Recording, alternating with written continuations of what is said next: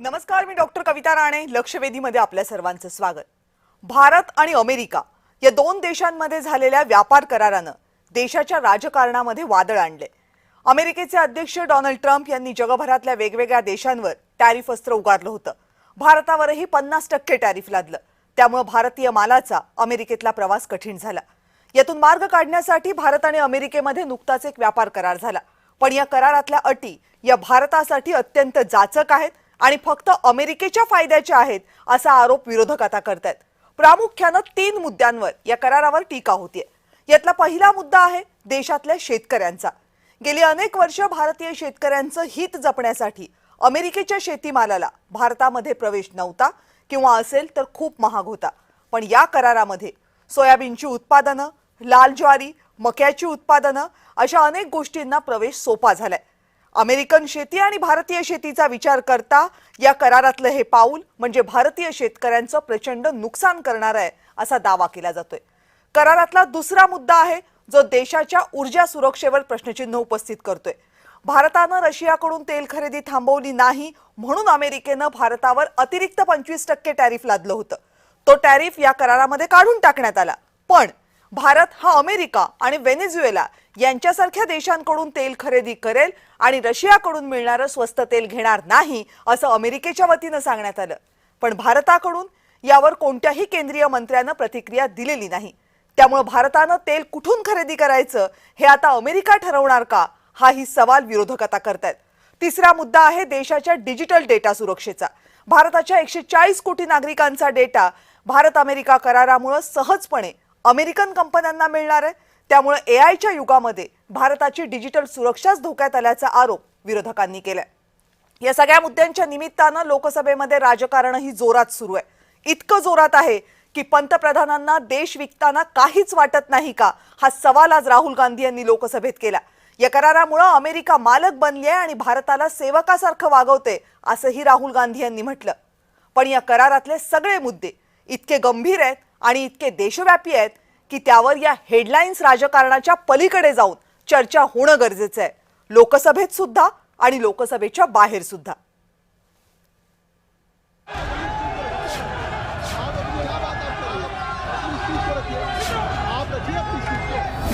Bharat America व्यापारी करारावरून आज लोकसभेतलं वातावरण चांगलंच तापलं. विरोधी पक्षनेते राहुल गांधी यांनी व्यापारी करार आणि बजेटवरून मोदी सरकारला धारेवर धरलं. एप्स्टीन फाईल्सची भीती आणि अमेरिकेतील अदानींवरील केस कोर्टात येऊ नये म्हणून मोदी सरकारनं देश विकला असा गंभीर आरोप राहुल गांधी यांनी केला. That you have sold India. Are you not ashamed of selling India? Do you have no shame of selling India? You have sold our mother, Bharat Mata. Do you have no shame? Sir, आंख में आंख नहीं मिला पाते हैं. Speaker sir, 2 चीजें हैं sir. एक sir Epstein case. At the center of our defense budget is a choke applied by Mr. Adani. So I'd like to talk about Mr. Adani and the case in the United States against Mr. Ambani because that is a central part of the budget. Rahul Gandhi यांनी केलेले आरोप काय आहेत? American IT कंपन्यांवर मोदी सरकारनं कठोर अटी लादलेल्या नाहीत. 140 कोटी भारतीयांची विदा म्हणजेच डेटा हे अमेरिकेशी वाटाघाटी करताना मोठं अस्त्र म्हणून वापरता आलं असतं. पण आयटी कंपन्या गोळा करत असलेल्या डेटाचं स्थानिकीकरण व्हावं ही अट मोदी सरकारनं घातली नाही. त्यामुळे व्यापारी कराराच्या वाटाघाटींमध्ये भारताची बाजू कमकुवत बनली. भारत रशियाकडून तेल खरेदी करणार नाही अशी ग्वाही मोदी सरकारनं दिली. भारत कुणाकडून तेल घेणार हे आता ट्रम्प ठरवणार का? राहुल गांधींचं भाषण सुरू असताना पंतप्रधान मोदी सभागृहात नव्हते. मग संसदीय कार्यमंत्री किरेन रिजिजू यांनी खिंड लढवली. मैं सदन में कहना चाहता हूँ, आज तक कोई माइके लाल पैदा नहीं हुआ जो भारत को सेल कर सकता है, कोई खरीद सकता है, नहीं हो सकता है. और आपने प्रधानमंत्री जी को कहा, मैं दावे के साथ कहता हूँ, इस देश का आज तक सबसे मजबूत प्रधानमंत्री नरेंद्र मोदी जी है. कोई हिला नहीं सकते, कोई हिला नहीं सकते. काँग्रेसनं 2014 पर्यंत भारताला कमकुवत केलं असा आरोप माजी केंद्रीय अर्थ राज्यमंत्री अनुराग ठाकूर यांनी केला. पहले ये होता था कि हमारे भाषण के बीच में राहुल जी भाग जाते थे। अब तो ये स्थिति आ गई कि पहले भागना शुरू कर दिया है, क्योंकि जिनको झूठ बोलने की आदत होती है वो ज्यादा देर टिक नहीं पाते। संसदेमध्ये आरोप प्रत्यारोप ही तशी नेहमीची बाब आहे, पण इथं प्रश्न प्रत्येक देशवासियाचा आहे. त्यामुळे या मुद्द्यावर सरकारनं मुद्देसूद आणि सविस्तर उत्तर देणं गरजेचं आहे. ब्युरो रिपोर्ट, जय महाराष्ट्र.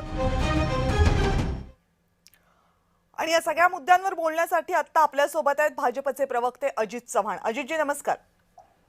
नमस्कार. काँग्रेसचे प्रवक्ते हनुमंत पवार आपल्या सोबत आहेत. हनुमंतजी नमस्कार. नमस्कार. आणि राजकीय विश्लेषक संजीव उन्हाळे आपल्या सोबत आहेत. संजीव सर नमस्कार. नमस्कार. संजीव सर, तुमच्यापासून सुरुवात करूया. खरं तर माजी लष्कर प्रमुख नरवणे यांच्या पुस्तकावरून सुरू झालेला डेडलॉक या भारत अमेरिका कराराच्या निमित्तानं लोकसभेमध्ये सुटलाय, ही समाधानाची बाब दिसते. पण आज एकंदरीत लोकसभेमध्ये जी चर्चा झाली आणि राहुल गांधी यांनी जे आरोप केले, कसं आकलन आहे तुमचं या सगळ्याबाबतचं, विशेषतः या कराराच्या मुद्द्यांवर? राहुल गांधी यांनी आज म्हणजे निराधार, बेसलेस असे आरोप केले असं सत्ताधारी पक्षाचं म्हणणं आहे. पण राहुल गांधी यांच्या आरोपामध्ये बरंचसं तथ्य आहे, पण त्यापेक्षाही त्यांची मांडण्याची जी पद्धती आहे त्या पद्धतीमुळे विरोधकांच्या विरुद्ध म्हणजे पक्षाच्या सत्ताधारी पक्षाच्या विरुद्ध जास्त आणि मुद्दा कमी असं ते काहीतरी अप्रमाण होतं. पहिला त्यांचा मुद्दा होता की हा जो व्यापार करार झाला अमेरिकेबरोबरचा, हा संतुलित नाहीये आणि त्याचा अमेरिकेचे टॅरिफ वाढले तरी आपल्या सवलती मात्र कायम आहेत. अमेरिकन डॉलरच्या विरुद्ध त्यांनी भारतीय डाटाचा आधार घेतला आणि भारत मातेला विकलं जातंय अशा पद्धतीचा टोकाचा आरोप त्यांनी केला. आणि एवढी गोष्ट अशी की आपण डेटा बरोबर निगोशिएट करतो का, हा मुद्दा होता. म्हणजे आपण बाजारात जाऊन वस्तू घेतली आणि शेवटी जास्त पैसे देऊन आलो, अशा प्रकारचं निगोशिएशन झालेलं आहे का? म्हणजे ट्रेड डील हे स्ट्रॅटेजिक असावं, ते सिम्बॉलिक नसावं, हा त्यांचा मुद्दा होता. दुसरा त्यांच्या सांगण्यातला आजचा महत्वाचा मुद्दा होता तो म्हणजे भारताचा डेटा हा सगळ्यात मोठा स्ट्रॅटेजिक ऍसेट आहे. परंतु आपल्याकडे आपल्या देशात म्हणजे जसं चीनमध्ये हुवाई या संबोधनाखाली त्यांचा डेटा हा वेगळा सुरक्षित आहे. त्या ठिकाणी इंस्टाग्राम, गुगल, व्हॉट्सअप याच्या काही गोष्टी नाही. पण भारताचा स्ट्रॉंग डाटा लोकलायझेशन किंवा स्थानिकीकरण जे व्हायला पाहिजे ते झालेलं नाही आणि त्याच्यामुळे आपल्या डिजिटल सार्वभौमत्वाला धक्का पोचलेला आहे. म्हणजे आपला डेटा आपल्याच कंट्रोलमध्ये नाही आणि तो परदेशात आहे, अशी परिस्थिती आहे. आता डिजिटल युगामध्ये जमीन म्हणजेच डाटा, याला संरक्षण हे झालंच पाहिजे, हे अतिशय महत्वाचं आहे. म्हणजे हा मुद्दा महत्वाचा आहे. पण या मुद्द्यावरून त्यांनी जो सूर गाठला म्हणजे त्याच्यामध्ये अगदी ई.पी. सिंगवर, हरदीप सिंग पुरीवर जे आरोप केले आणि त्याच्यातला मुद्दा असा होता की बाबा आंतरराष्ट्रीय चौकटीमध्ये प्रभावशाली लोकांची नावं येतात, तिथे ट्रान्सपरन्सी किंवा फाईल्सच्या बाबतीत त्यांनी मुद्दा आणला किंवा गौतम अदानी यांच्यावर असलेल्या केसेसच्या बाबतीतचा जो मुद्दा आणला तो विषय सोडून भरकटलेला होता असं तुमचं म्हणणं आहे.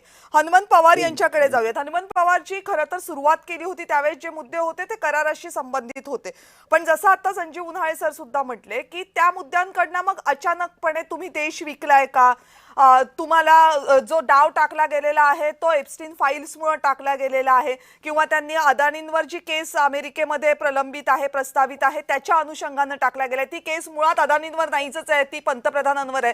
हे सगळं केल्यामुळे मूळ मुद्द्याचं गांभीर्य हटतंय असं नाही वाटत आहे का?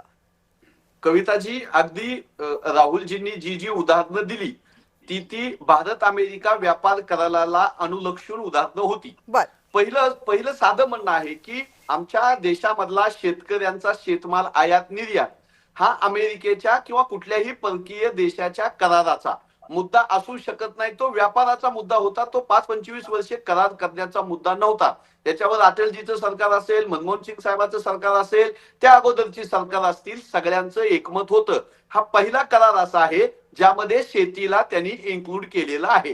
तर असं काय झालं की 75 वर्षाच्या आंतरराष्ट्रीय व्यापार करारामध्ये शेती मोदी सरकारनं घेतली. आमच्या सोयाबीनची सोया पेंट ते मागवतायत, डीओसी मागवतायत. सोयाबीनचा उत्पादक शेतकरी अगोदरच भाव नसल्यामुळं गर्भगरीत झालेला आहे आणि आता तुम्ही सोयाबीन बाहेरून आणणार आहात. दुसरा मुद्दा की रशियाकडून आमचं 65 ते 70% तेल आम्ही खरेदी करतो, ते तेल आम्ही रशियाकडून खरेदी करणार नाही अशी एकतर्फी घोषणा अमेरिकेचा राष्ट्राध्यक्ष वारंवार करतोय. त्याशिवाय अमेरिकेचे कृषी मंत्री, आम्ही शेतबाजारामध्ये भारत आणि अमेरिकेच्या शेतमाल आदान प्रदानामध्ये आम्ही यशस्वी झालो असं भारत सरकारच्या अपरोक्ष तिथला कृषी मंत्री सांगतोय.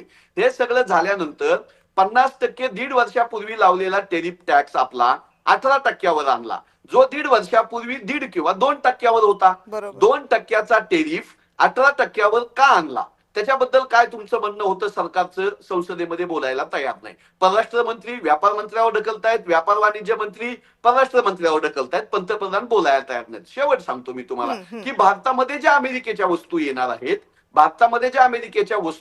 आहेत, त्याच्यावरचा टेरिफ 0% झाला आणि आपल्या वस्तू जाणार आहेत त्या 18% जाणार आहेत. आपलं कापड 18% जाणार, बांगलादेशचं कापड 0% जाणार. तर अशी काय अडचण होती, अशी काय गोची होती की अमेरिकेचा राष्ट्राध्यक्ष ट्विटरवर ह्या कराराचा मसुदा घोषित करतोय आणि भारत सरकार त्याच्यानंतर फरफटत जाते? अशी काय अडचण होती की रशियाकडून तेल खरेदी करायचं का नाही करायचं हे आमचा सार्वभौम देश ठरवू शकत नाही, अमेरिका सांगते? अशी काय अडचण होती की 18% टॅरिफला आपल्या वस्तूला अमेरिकेमध्ये जायला आपणच मान्यता देतोय? अशी काय अडचण होती की त्यांचा माल विदाऊट टॅरिफचा आपण आपल्या इथे येऊ देतोय? अशी काय अडचण होती की शेतमालाला तुम्ही या करारामध्ये विदाऊट भारतीय शेतकरी संघटना, संसद, कुठलेही शेतकरी यांच्याशी चर्चा न करता तुम्ही काय अशी अडचण होती की शेतमालाबद्दल तुम्ही या करारामध्ये बांधील असल्याचा ड्राफ्ट आता तयार झालेला आहे? तर हे सगळं कशामुळे झालं? हे सगळं भारत सरकार सांगायला का घाबरतंय? याच्यावर भारत सरकार संसदेत का बोलत नाही? कारण नरेंद्र मोदी असतील किंवा हरदीप सिंग पुरी असतील किंवा आणखी केंद्र सरकारचे अधिकारी असतील, ह्यांची मान अमेरिकेच्या कुठं गुंतलेली आहे? ती एप्स्टीन फाईल मध्ये आहे का? ती अदानीमध्ये आहे का? असे प्रश्न उपस्थित केले. सरकारनं पुढे येऊन नाही किंवा होय म्हणून सांगावं. ठीक आहे. अजित चव्हाणजी, सरकारला नाही किंवा होय म्हणून सांगणं शक्य नाहीये का? मला असं वाटतं दोन्ही बसलेले जे गेस्ट आहेत त्यांना अर्थविषयामधलं कळतं आणि या सगळ्या विषयामध्ये अनेकदा यापूर्वी सुद्धा ट्रम्प सत्तेवर येण्याच्या आधी सुद्धा अमेरिकेनं अनेक वेळेला, म्हणजे ज्यावेळेला आपण अणु चाचण्या केल्या, ज्यावेळेला आपण पहिली केली, इंदिराजी सत्तेवरती होत्या, नंतर अटलजींच्या काळामध्ये अनेक वेळेला आंतरराष्ट्रीय पातळीवरती अशा पद्धतीनं भारताची नाकाबंदी करण्याचा प्रयत्न केला. त्याची कारणं अनेक आहेत. ती दरवेळेला आपल्या आसपासचे जे देश आहेत त्यांच्यापेक्षा भारताची परिस्थिती वेगळी आहे. भारत एक जागतिक अर्थसत्ता म्हणून 3ऱ्या क्रमांकावरती आता जगामध्ये आहे आणि निश्चितपणे ट्रम्प ज्या माथेफिरू पद्धतीनं अनेक देशांवरती, म्यानमारवरती आता बदललेल्या याच्यामध्ये सुद्धा त्यांनी 40% ठेवलेला आहे, UAE वरती 15% हा कर ठेवलेला आहे, मालदीव्स वरती सुद्धा 40% कर ठेवलेला आहे. वेगवेगळ्या देशांवरती अशा पद्धतीनं ट्रम्पचा जो वरवंट आहे तो आलेला आहे. मला याच्यामध्ये एक गोष्ट आपल्याला सांगायची आहे की ज्या पद्धतीनं माननीय पंतप्रधानांनी पहिल्यांदा सुद्धा अमेरिकेने रशियाकडून भारत तेल खरेदी करतोय म्हणून अतिशय ज्या पद्धतीनं ट्रम्प बोलत होते, अमेरिकेचं प्रशासन सातत्यानं देशाला धमकवत होतं, अशा वेळेला मला असं वाटतं की देशामधल्या विरोधी पक्षांसहित सगळ्यांनी पंतप्रधानांच्या सरकारच्या पाठीशी उभं राहण्याची गरज असताना माननीय राहुल गांधींनी आज ज्या पद्धतीनं संसदेमध्ये विधानं केली ती पटण्यासारखी नाहीत. ज्या पद्धतीनं त्यांनी सांगितलं कुठल्या तरी एखाद्या उद्योगपती करता देश पणाला लावेल अशा पद्धतीची कुठल्याही सरकारला असं करता येत नाही. ज्यांना हे माहिती आहे, ज्या तज्ञांना हे माहिती आहे ते निश्चितपणे राहुल गांधींच्या विधानाचा निषेधच करतील. दुसरा विषय, या करारानंतर 40,000 कोटी रुपये जे आपले अडकून पडले होते ते आपल्या उद्योजकांना परत मिळणार आहे. याच्यामध्ये एक गोष्ट आपण लक्षात घ्या की माननीय पंतप्रधान नरेंद्र मोदीजींनी या विषयामध्ये भूमिका अशी घेतली की अमेरिकेला शेवटी त्यांनीच 50% केली, त्यांनीच 18% केली. या सगळ्या विषयामध्ये माझं विरोधकांना इतकंच सांगणं आहे की ज्या पद्धतीनं जागतिक पातळीवरती अर्थसत्ता म्हणून उभ्या राहणाऱ्या देशांची कोंडी एक प्रकारे माथे फिरूपणे ट्रम्प करतायत, त्या सगळ्याचा आपल्याला कूटनीतीनंच उत्तर द्यावं लागणार आहे. आपण कुठेही भारत सरकारने सांगितलं नाही, भारत सरकारच्याकडनं स्पष्ट केलेलं नाही की आम्ही रशियाकडून तेल खरेदी थांबवू.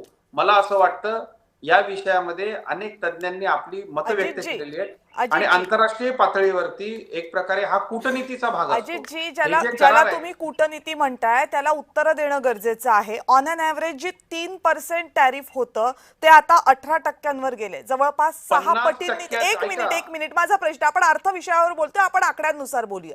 जवळपास ऑन अन ॲव्हरेज भारतामध्ये ते 3% टॅरिफ होतं, ते आता 18% गेले भारतीय वस्तूंवरचं, हा करार होण्याच्या अगोदरचं. भारतामध्ये अमेरिकेकडनं ज्या इम्पोर्ट होणाऱ्या गोष्टी होत्या त्या जवळपास $46 बिलियन होत्या. या करारानंतर त्या $146 बिलियन पर्यंत होणार आहेत. 16% जो कर लादला जात होता अमेरिकेतून भारतामध्ये येणाऱ्या वस्तूंना, तो आता जवळपास 0%. बांगलादेश आणि भारताच्या टेक्सटाईलची आपण तुलना आता करूयात नको. आता हे जर आकडे असतील तर कूटनीती कुठे आहे?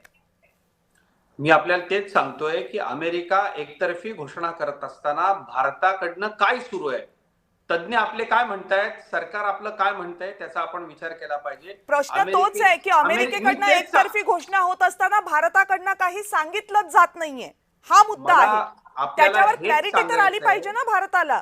मला आपल्याला हेच सांगायचंय की भारत सरकारच्या धोरणांचा जर आपण अभ्यास केला, स्वतःच ट्रम्पनी थैथयाट केला, 50% आपल्याला कर लावला, आंतरराष्ट्रीय पातळीवरती भारताची कोंडी करण्याचा प्रयत्न केला, कारण भारतानं इतिहासात पहिल्यांदा आम्हाला जिथून स्वस्त मिळेल तिथून आम्ही घेऊ म्हणून रशियाकडून आपण तेल खरेदी केली. युद्ध काळामध्ये ट्रम्प कशी आदळआपट करत होते, कसे नाही, पण ट्रम्प यांना फक्त माथे फिरू म्हणून किंवा ट्रम्प जे घाईघाईत निर्णय घेतात असं म्हणून उत्तरं मिळणार नाहीत, किंवा आपण काही न बोलूनही उत्तरं मिळणार नाहीत ना.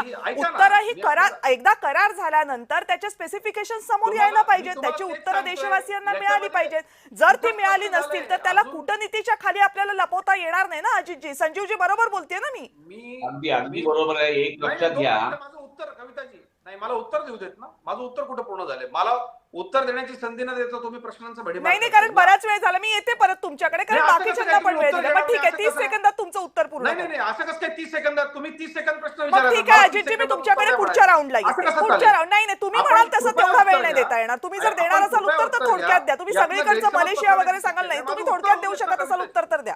कविताजी, मी आपल्याला याच्यामध्ये तेच उत्तर देतो की कुठेही भारत सरकार अमेरिकेच्या सरकारनं सांगितलं म्हणून होतंय का? भारत सरकारनं कुठेही स्पष्ट केलेलं नाही आम्ही रशियाकडून तेल खरेदी करणार आहोत की नाही. भारताच्या स्पष्टच केलेलं नाही हा तर सवाल आहे ना अजितजी. सवालच तुम्ही पुन्हा मला सांगताय. मी तुम्हाला हेच म्हणते की स्पष्टच केलेलं नाहीये, स्पष्टीकरणच तर हवं आहे. तर या करारामधनं ज्या 40,000 कोटी रुपयांच्या चलनाला आपण मुकलो होतो पहिल्यांदा, तर ते चलन अमेरिकेने स्पष्ट करा जरा, हा मुद्दा कळलेला नाही. अजितजी जरा स्पष्ट करा, हा मुद्दा काय आहे? 40,000 कोटींचं चलन जे आपली अमेरिकेमध्ये जी निर्यात झालेली होती, आपण त्याच्यामध्ये नीट पहा, 4 अब्ज अमेरिकन डॉलर्सचा जो टेरिफ आपल्या व्यापाऱ्यांना आणि आपल्या इकडून जो माल गेला होता त्याला लागला होता, तो पहिल्या. अच्छा, तुम्हाला असं म्हणायचंय की पूर्वलक्षी प्रभावानं हा करार लागू झाल्यामुळे ते पैसे वाचलेत. पूर्वलक्ष रेट्रोस्पेक्टिव्हली हा लागू झाल्यामुळे पैसे वाचले, पण ते त्यांनी सगळ्या देशांच्या बाबतीत केले, ते काय फक्त भारताच्या बाबतीत केलंय का? या कराराच्या संदर्भामध्ये भारत सरकारच्या कडून अजून कुठल्याही पद्धतीनं भारत सरकारनं काही सांगितलंय का की हो हे फायनल? अमेरिकेनं सांगितलं म्हणून काही होत नसतं. अमेरिकेनेच आधी 50 केला, अमेरिकेनेच आधी 18 केला. पुढे तुम्ही बघत राहा याच्यामध्ये काय अपडेट्स होतील आणि भारत सरकार याला कशा पद्धतीने उत्तर देईल. आपण रशियाकडून तेल खरेदी थांबवलेली नाहीये, आपले अडकलेले पैसे आपण भारत सरकार काही सांगत नाही, याला कूटनीती म्हणायची का? असं नाही ना. नाही, आता त्यांना उत्तर देऊ देत. मी तुम्हाला वेळ पुरेसा दिलेला अजितजी, आता त्यांना उत्तर देऊ देत. एका बाजूला विश्वगुरु म्हणवले जाणारे आपले मोदीजी आणि दुसऱ्या बाजूला जगाचा डॉन असल्याप्रमाणे हे ट्रम्प, असा या दोन्हीचा प्रचंड असा विरोधाभास हा भारत पाक युद्धापासून आपण पाहतोय. भारत पाक युद्ध मिटलंय हे परस्पर जाहीर करून टाकलं त्या माणसाने, म्हणजे ज्याच्यामध्ये भारताची फार चर्चाही केली नाही असा संशय यावा. आणि आज देखील करारामध्ये करार हा द्विपक्षीय पाहिजे, जसा आपला युरोप बरोबर झाला, दोन्ही पक्षाच्या बाजूने झाला. त्या ठिकाणी इथे दुसरा पक्ष हा नाहीच आहे, ते डिक्टेट करतायत आणि आपण त्याला उभे करतो. आता याला कूटनीती म्हणायची का मूक नीती म्हणायची मला काही कळत नाही. तुमची की काहीतरी स्ट्रॅटेजी त्याच्या मागे दिसते का, तर तशी स्ट्रॅटेजी ही काही दिसत नाही किंवा ती स्पष्ट होत नाही. आहे की युनियनचे लोक आले, आपण त्यांच्याबरोबर करार केला, अमेरिकेला नाही अजितजी त्यांचं बोलणं पूर्ण होऊ देत प्लीज. अजितजी त्यांना पूर्ण होऊ देत. येते मी हनुमानजी तुमच्याकडे. अजितजी त्यांचं बोलणं पूर्ण होऊ देत. अजितजी माझी विनंती आहे त्यांचं बोलणं पूर्ण होऊ देत. मी तुम्हाला वेळ देते. संजयजी तुम्ही बोला. फैसाट करू शकतो देश म्हणून तो आपण करू शकत नाही. आपल्याला देश चालवायचा आहे, तिथं कुणाला कुणाच्या पदव्या मिरवायच्या नाही. अजितजी ते विश्लेषक म्हणून आहेत त्यांना बोलू दे. अजितजी मी तुम्हाला विनंती करते की ते विश्लेषक आहेत त्यांना बोलू देत. सर्व वेळ तुम्हालाच बोलायला देता येणार नाही. तुमच्याकडे पुन्हा येईन तेव्हा बोला. संजय उन्हाळेजी. माननीय नरेंद्र मोदीजींनी युरोपियन युनियन बरोबर युरोपियन युनियन बरोबर झालेला करार हा निश्चितपणे आदर राखण्यासारखा आहे. पण मूळ मुद्दा असा आहे की एकेकाळी गळ्यात पडणारे ट्रम्प आता आपल्याला डिक्टेट करण्याच्या टर्म मध्ये आलेले आहेत आणि सातत्याने घडत आहे आणि आपण जणू काही त्यांचे गुलाम आहोत. म्हणजे गुलाम आहोत हा प्रश्न मुद्दा आज राहुल गांधींनी मांडला. राहुल गांधींनी मांडलेले सगळेच मुद्दे हे वृथा आहेत, चूक आहेत असं नाही. त्या मुद्द्यामध्ये थोडासा कसदारपणा असा आहे की आपला सामान्य नागरिकांना, म्हणजे राहुल गांधीचा सोडा, सामान्य नागरिकाला प्रश्न आहे की हा मनमानी पद्धतीने डिक्टेट करतोय हा एक माणूस आणि आपण मूकपणे सहन करतोय. तर तेव्हा या लोकांना उत्तर देणं हे किमान उत्तरदायित्व आहे. त्याचा केलेला अपमान नाही का? नाही असं नाही होत. हनुमानजी बोला आता. हनुमानजी बोला आता. त्या ठिकाणी ऐका, नरेंद्र मोदी साहेबांची 56 इंची छाती डोनाल्ड ट्रम्पच्या पुढे शेपटी सारखी का हलवते? डोनाल्ड ट्रम्पच्या पुढे नरेंद्र मोदी साहेबांची 56 इंची छाती, आम्ही रशियाकडून तेल खरेदी करायचं का नाही करायचं हे आम्ही ठरवणार असं सांगायचं धाडस का नाही दाखवत? का घाबरतायत मोदी? का लपून आपल्या विरोधात बोलतोय, देशाच्या विरोधात बोलतोय, त्याच्या लागतोय, तो आपल्यावर अन्यायकारक करार लागतोय. आपल्या शेतमालाला तो इथं महागामध्ये आमचं शेतमाल घ्यायचा सोडून तो टॅरिफ घ्यायचा म्हणतोय आणि आमच्या मालाला टॅरिफ लावतोय. तरी तुम्ही देशभक्ती म्हणताय. हनुमानजी मी तुम्हाला फक्त 1 सेकंद विनंती करते, थांबा. हनुमानजी फक्त 1 सेकंद थांबा. हनुमानजी माझी विनंती फक्त 1 सेकंद थांबा. अजितजी माझी तुम्हाला विनंती आहे की तुमचं म्हणणं सगळेजण जर शांतपणे ऐकतात तर तुम्ही बाकीच्यांचं म्हणणं ऐकलं पाहिजे. अशी चर्चा नाही होऊ शकत की बाकीचे बोलत असताना तुम्ही फक्त बोलत राहाल. मला बाकीच्या गेस्टने सुद्धा वेळ दिला पाहिजे, त्यांचंही म्हणणं प्रेक्षकांपर्यंत पोहोचलं पाहिजे. फक्त तुमचं बोलणं पोहोचणार नाही आणि असंच जर होणार असेल तर अशी चर्चा नाही पुढे होऊ जाऊ शकत. हनुमानजी बोला आता तुम्ही. ऐका ना बोला तुम्ही बोला हनुमानजी. आता डिस्टर्ब होऊ देऊ नका, हिंमत ठेवा म्हणावं त्यांना ऐकण्याची. भारतामध्ये येणारा अमेरिकेचा माल हा 0% टॅरिफनं येणार आहे. नरेंद्र मोदी साहेब याच्यावर 10% पाठवतो याचं काय म्हणले? आपण करा ना. ऐका तरी की नका ना डिस्टर्ब करू. उत्तर द्या एकदाच. हिंमत असेल तर उत्तर द्या. प्रश्न तर ऐकून घ्या. अमेरिकेमधून भारतामध्ये येणारा माल ऐकून घ्या. काय बडबड लावली? बोलवत जाऊ नका फालतू माणसाला. दुसऱ्याचं ऐकायचं नाही, विद्वानाचं ऐकायचं नाही, पुढच्या प्रवक्त्याचं ऐकायचं नाही. तुम्ही तुमच्या फेसबुकला बोलत बसा ना. मग करत असतील तर ते निश्चित चिंताजनक. पळपुटं नरेंद्र मोदी तुमचं कुठं जाऊन बसलाय सांगा. अजित चव्हाण उठताय आणि काही सांगता, ऐकून गेलं म्हणून काही बोलायला का डिस्टर्ब करायचं नाही, गप ऐकून घ्यायचं. हनुमंतराव चुकीचे ऐकून शब्द घ्यावं. राहुल गांधींच्या सारखं ऐकून घ्यावं. नका धावपळ करू. पंतप्रधानांच्या बाबतीमध्ये तुमच्या मोदी सरकारचं शिडीच्या शेपटासारखं झालंय. मोदी सरकारचं शिडीच्या शेपटासारखं झालंय. माशाही मारता येत नाहीत आणि लाजही झाकता येत नाही. लाजही झाकता येत नाही, माशाही मारता येत नाही. अशा शिडीच्या शेपटासारखं पंतप्रधान पण झालंय. शिडीच्या शेपटासारखं पंतप्रधान पण झालंय. ऐकून घ्या, हिंमत दाखवा. वेळ खावणारा कवितांचा आवाज बंद करा. आवाज बंद करा कवितांच्या माणसाचा. आम्ही बोलतो नाही तो माणूस बोलणार. आम्ही बोलतो नाही तो माणूस बोलताना कवितांचा आवाज बंद करा. पुन्हा एकदा सांगा हनुमानजी, मला फक्त 1 मिनिट द्या.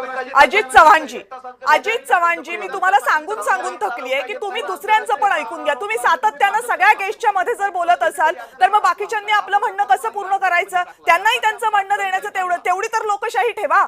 त्यांना पण बोलू द्यात. हा काय प्रकार आहे की बोलतील ते सगळ्यांच्या मध्येच तुम्ही बोलणार, त्यांना कुणाला बोलू देणार नाही आणि मग तुम्ही म्हणणार की आम्हाला वेळ देत म्हणून. कुठला वेळ नाही दिला? चर्चा सुरू झाल्यानंतर तुमचं उत्तर झाल्यानंतर तुम्ही थांबायचंच नाव घेत नाही, असं नाही होणार ना. सगळ्यांचा आदर ठेवला पाहिजे आणि तुम्हाला उत्तर द्यायला पुरेसा वेळ देते की मी. ऐकून तर घेण्याची तयारी ठेवा, असं नाही होणार ना. मी येते तुमच्याकडे. हनुमानजींचं उत्तर पूर्ण झाल्यानंतर प्रत्येक गोष्टीचं उत्तर द्या तुम्ही, पण तोपर्यंत तुम्हाला ऐकून घ्यावं लागेल त्यांचं उत्तर. हनुमानजी बोला. विषय भरकटवायचा नाही, विषय भरकटणार तुमच्याकडे येणार आहे मी, पण त्यांचं उत्तर पूर्ण होऊ देत. त्यांचं उत्तर पूर्ण होऊ देत, मगच मी तुमच्याशी चर्चा करू शकेल. असं नाही होणार. तुम्ही टर्म डिक्टेट नाही करू शकत अजितजी, तुम्ही टर्म डिक्टेट नाही करू शकत. अजितजी, तुम्ही टर्म डिक्टेट नाही करू शकत. अजितजी, तुम्ही टर्म डिक्टेट करू नका. त्यांना त्यांचं म्हणणं मांडू देत, तरच चर्चा होईल. नाही तर चर्चा तुम्हाला हेच करायचं असेल तर मग होऊ देत ना. मग नाहीच कुठल्याच मग तुम्हाला देशाचे शेतकरी पण महत्वाचे नाहीयेत, नागरिक पण महत्वाचे नाहीयेत. तुम्हाला कुणाच्याच मुद्द्यांवर चर्चा होऊ द्यायची नाहीये. हाच हिशोब आहे का तुमचा अजितजी? कुणाचीच चर्चा होऊ द्यायची नाहीये का? मग बोला ना नंतर. त्यांना तर पूर्ण होऊ देत ना, त्यांचं तर बोलणं पूर्ण होऊ देत, मग तुम्ही द्या उत्तर त्याचं. बोला हनुमानजी. भारतामधून अमेरिकेमध्ये जो माल जाणार आहे त्याच्यावर 18% टॅरिफ असणार आहे. आणि याच्या उलट आक्षेपार्ह शब्द बाबा तू जा ना घरी. हो कविताजी, शांत बसवा, नाही तर आम्हाला नका बोलवत जाऊ चॅनलला. बोलू द्यायचं नसेल तर कविताजी शांत बसवा ना त्या माणसाला. कविताजी, आओ गबसाओ, ऐका हो, नाही तर घरी निघून जा तुम्ही. हिंमत नसेल, उत्तर नसेल तर. ठीक आहे अजितजी, ही चर्चा होऊच द्यायची नाहीये अशी तुमची इच्छा दिसतेय मला, कारण तुम्हाला कुणाचंच ऐकून घ्यायचं नाहीये असं आहे. तुम्हाला नाही, तुम्हाला फक्त एकाच मुद्द्याला धरून बसायचं आणि कुणाच. अजितजी, खरं तर खेदानं हे सांगावं असं वाटतंय. ही काही चर्चा फक्त पंतप्रधान आणि विरोधी पक्ष नेत्यांमधली नाहीये. ही चर्चा फक्त भारत आणि अमेरिकेमधली नाहीये. ही चर्चा आहे देशातल्या 50% लोकसंख्येची, जी फक्त शेतीवर अवलंबून आहे, आणि देशातल्या उर्वरित 50% लोकसंख्येची, ज्यांच्या प्रत्येक जीवन मरणाशी संबंध असणारा हा करार आहे. या देशाची ऊर्जा सुरक्षेबद्दल बोलायचं आहे, या देशाच्या डेटा सुरक्षेबद्दल बोलायचं आहे, आणि या देशाच्या शेतकऱ्याच्या सुरक्षेबद्दल बोलायचं आहे. इतके महत्वाचे विषय असताना सत्ताधारी पक्षाचे प्रवक्ते म्हणून तुम्ही चर्चा होऊच देणार नसाल तर मग याचे उद्देश काय आहेत याच्यावर प्रश्नचिन्ह निर्माण करावं लागेल. याचं उत्तर तुम्ही देत नाहीयेत आणि नाईलाजानं ही चर्चा मला इथेच थांबवावी लागते. धन्यवाद आपण सगळ्या या चर्चेत सहभागी झालात त्याबद्दल. लक्षवेधीमध्ये वेळ झाली इथेच थांबण्याची. पाहत रहा जय महाराष्ट्र.